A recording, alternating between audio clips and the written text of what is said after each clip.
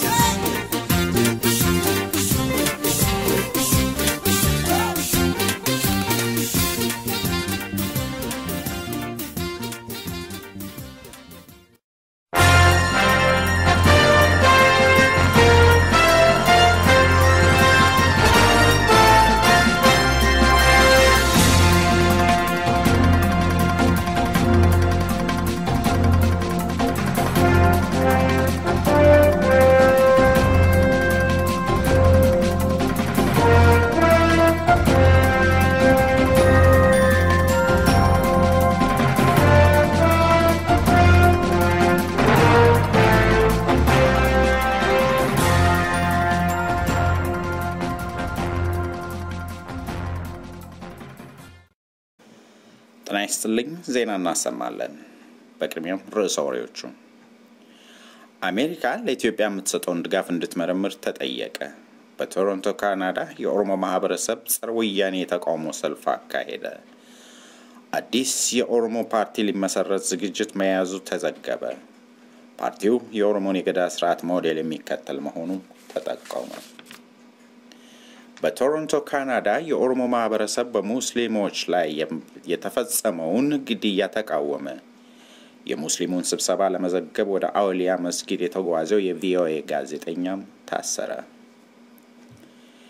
የሙስሊም ሃይማኖት ተከታይ በሆኑ የኦሮሞ ዜጎች ላይ የወያኔ ወታደሮች በአሳሳ የፈጸሙትን ጭፍጨፋ በመቃወም በቶሮንቶ ካናዳ የኦሮሞ ማህበረሰብ ከፍተኛ የተቃውሞ ሰልፍ አካሄደ። ይህንኑ የኦሮሞ ማህበረሰብ የተከታተለው የራዲዮ አፉረቢያ ዘጋቢ እንዳመለከተው የተለያዩ መፈክሮችን በማንገብ የተቃውሞ ድምጻቸውን ሲያሰሙ የነበሩ የማህበረሰቡ አባላት ወያኔ በንጹሃን ዜጎች ላይ የወሰደው ጭካኔ እርምጃ እንዳስቆጣቸው ያመለክታል። የካናዳ የባህር ማዶ እርዳታ የወያኔውን አምባገነን መንግስት መርዳት የለበትም በማለት የካናዳ መንግስት ለወያኔ የሚሰጠውን እርዳታ እንዲያቋርጥም ጠይቋል። ሰልፈኞቹ የተቃውሞ ደብዳቤያቸውን ለአሜሪካ ኤምባሲም ጭምር ሰጥተዋል።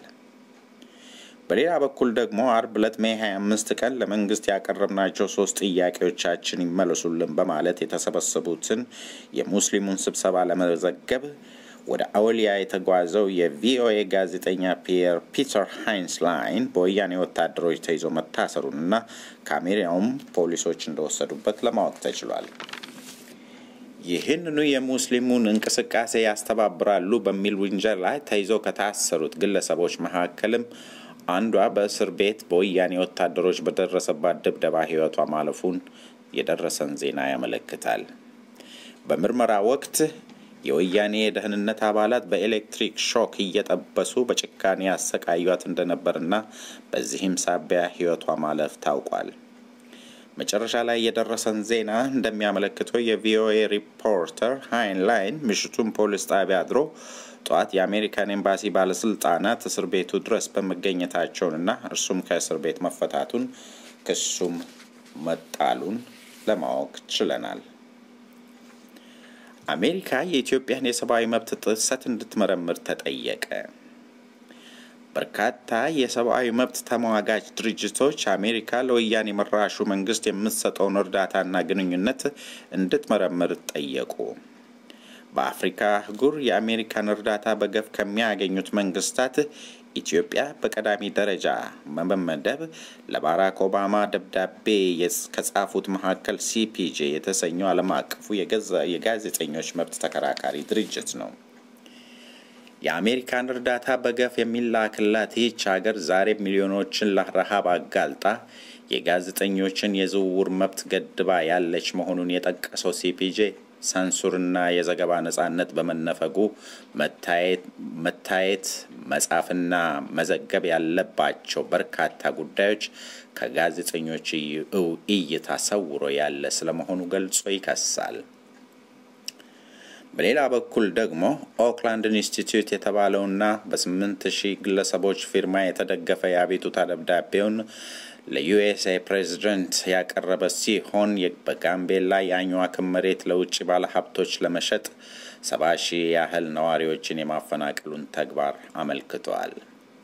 አሁንም እንደገና 150,000 ገበሬዎችን ከእርሻ ማሳቸው በመንቀል መሬታቸውን ለመሸጥ የተያዘውን ጥረት በመግለጽ እነዚህ አርሰው ራሳቸውንና ቤተሰቦቻቸውን የሚመግቡ ከመንግስት ወይም ከለጋሽ እርዳታ የማይጠይቁ መሆኑን ይገልጣል።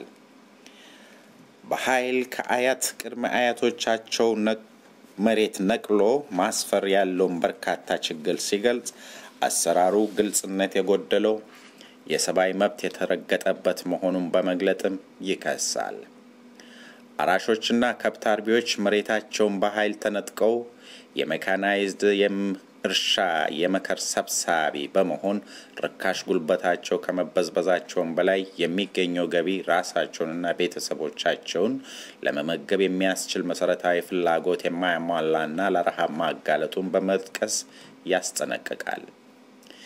በኢትዮጵያ የአሜሪካን አምባሳደር የሆኑት ዶናልድ ኢቡዝ በያዝነው ዓመት መጀመሪያ ጋምቤላን ጎብኝቶ የጋምቤላ ህዝብ የልማት ተጠቃሚና የፍሬው ተቋዳሽ መሆናቸው በመግለጣቸው በአካባቢው የሚፈጸመውን የሰብአዊ መብት ረገጣ፣ ጅምላ ጭፍጨፋና አለመረጋጋትን በማስመልከት የሰብአዊ መብት ተሟጋቾች የሚሰጡትን መግለጫና ምስክርነት ጆሮ ዳባ ልበስ ያሉት ይመስላል ሲልም ይከሳል። ምናልባት አምባሳደሩ ይህን ከላይ የተጠቀሱትን የሰብአዊ መብት ጥሰቶች ሊገነዘብ ይችል ይሆናል፣ ግን ከተወሰኑለት የጉብኝት ጣቢያዎች ውጪ ሌሎች አካባቢዎችን ነፃ ሆኖ ለመጎብኘት ይችል ይሆን? የአፍሪካ አንድነት ድርጅት የምግብ ዋስትና ኮሚቴ፣ ዓለም አቀፍ ተቋማትና የሙያው ጠበብቶች በአፍሪካ የተጀመረው ይህ መጠነ ሰፊ የመሬት ሽሚያ ለወደፊት የበርካታ ሀገሮችን የምግብ ዋስትና የሚፈታተን አበሳ እንደሚሆን ያረጋግጣሉ። ኢትዮጵያ አስመዘገብኩት የምትለው የኢኮኖሚ እድገት ከመሬታቸው በኃይል እንዲነሱ ከተደረጉ ግማሽ ሚሊዮን ሰዎች ህይወት የተገኘ በመሆኑ ይህ ደግሞ እጅግ ውድ ዋጋ የተከፈለበት ነው። ኢትዮጵያ የአሜሪካንን እርዳታ በገፍ ከሚቀበሉ ሀገሮች አንዷ ስትሆን በአመት ከ1 ቢሊዮን በላይ የሚሰጣት ሀገር እንደመሆኗ አሜሪካ የውጤቱን አስከፊነት በማጤን ከወዲሁ እርምጃ እንድትወስድ ጠይቋል። አዲስ የኦሮሞ ፓርቲ ሊመሰረት ዝግጅት ተይዟል። ፓርቲው የኦሮሞ የገዳ ሞዴል ነው ተባለ። የኦሮሞ ነጻነት ግንባር ከመጀመሪያው ሲመሰረት ጀምሮ የአደረጃጀት ጉድለት ነበረው ሲሉ ቀድሞ የድርጅቱ ምክትል ዋና ጸሐፊ የነበሩት ሌፖሌንጮ ለታ ገለጡ። ይህ ዛሬ የተፈጠረ ሳይሆን ያንም እኔ በድርጅቱ አመራር ውስጥ ያለው ጀምሮ የነበረ ጉድለት ነው ያሉት ሌፖሌንጮ የኦነግ አደረጃጀት አጥጋቢ አይደለም እያልን ቀድሞውንም ጉዳዩን ስናነሳ ነበር ይላሉ። ለምን ቢባል እኛ ለ100 ዓመት ሌላው የፈጠረውን ድርጅት ሌላው በሰራው ስርዓት ውስጥ ነው የምናውቀው እንጂ በራሳችን መንገድና ስርዓት ከተዘነጋን ረጅም ዘመናት ተቆጥረዋል። የኦነግ ጥረት በኦሮሞ የተቋቋመና በኦሮሞ የሚመራ ድርጅት ወደ አደባባይ ማውጣት ነበር። ይህ ቀድሞ ያልነበረ ልምድና አሰራር ነው በማለት ገና ከትምህርት ቤት የወጡ ምንም ያደረጃጀት ልምድ የሌላቸው ሰዎች የፈጠሩት ከመጀመሪያው ጉድለት የነበረው ኋላ ላይ ደግሞ እየባሰበት የመጣው ይህ ነው ሲሉ ይገልጣሉ። ታዲያ ዛሬ እንዴት መደራጀት አለበት ስንል እንደ ባህሉ እንደ ፍላጎቱና ምኞቱ ከኦሮሞ ማንነት ጋር ሊስማማ በሚችል መልኩ የተደራጀ ድርጅት ካልተገነባ የትም አንደርስም ሲሉ ያስጠነቅቃሉ። የኦሮሞ ህዝብ የአፍሪካ ቀንድ ኃይል በነበረበት በ16ኛው ክፍለ ዘመንና ከዚያ በፊትና በኋላም በራሱ ልክ የተሰራ ከማንነቱ ጋር የሚስማማ አደረጃጀት ስለነበረው ነው። ይህ ታላቅ የኦሮሞ ህዝብ ድርጅት የኦሮሞ ህዝብ ሲመራበት የነበረው የገዳ ስርዓት ነው ሲሉ ያስረግጣሉ።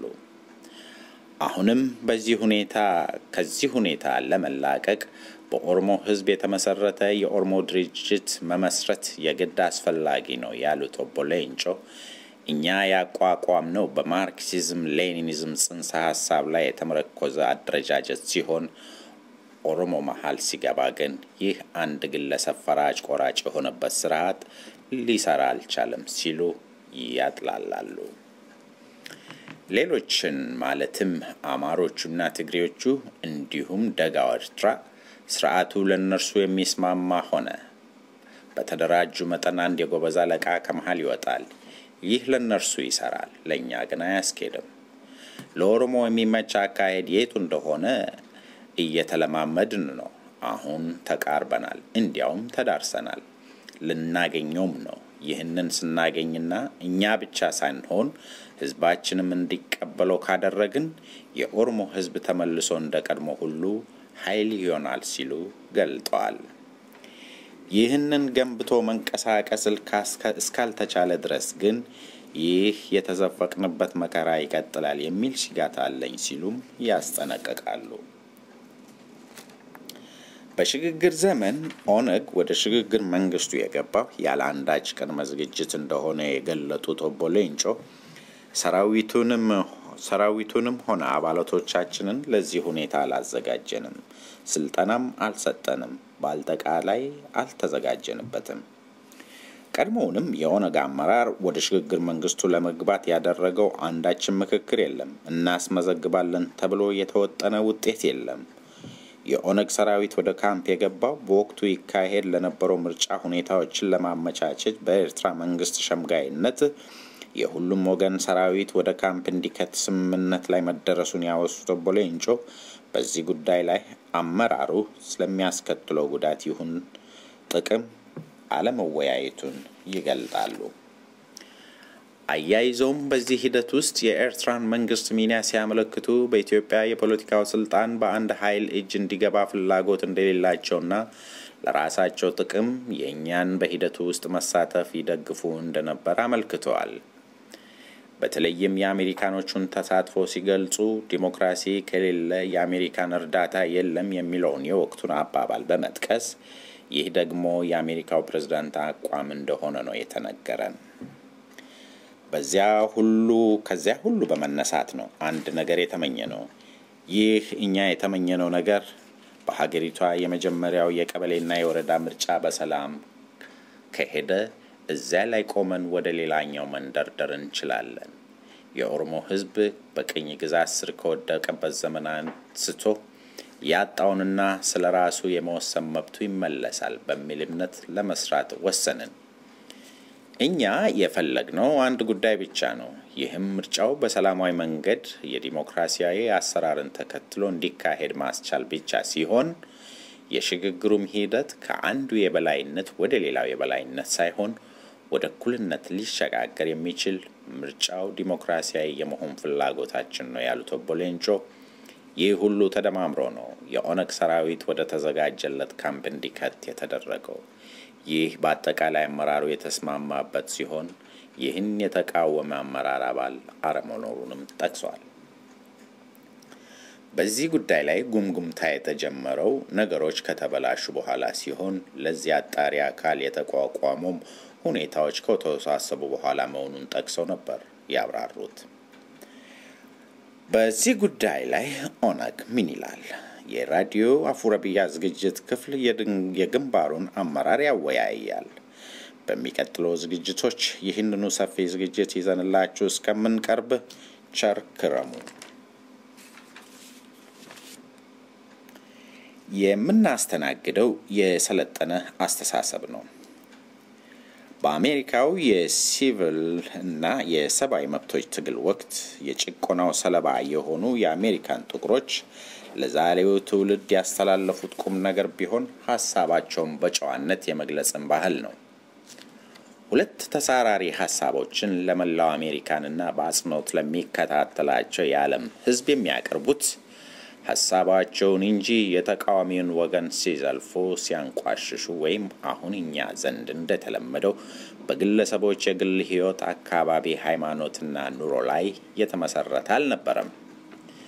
ለዘብተኛና ጽንፈኛ አመለካከት ያላቸው ሁለት ግለሰቦች በውይይቱ መድረክ ዲቤት የሚገልጹት ሐሳብን ብቻ ነበር።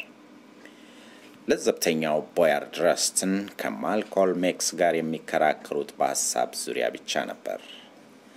ማልኮልም ኤክስ እና ጄምስ ባልድዊን የሚነጋገሩት በፍጹም መከባበር ነበር።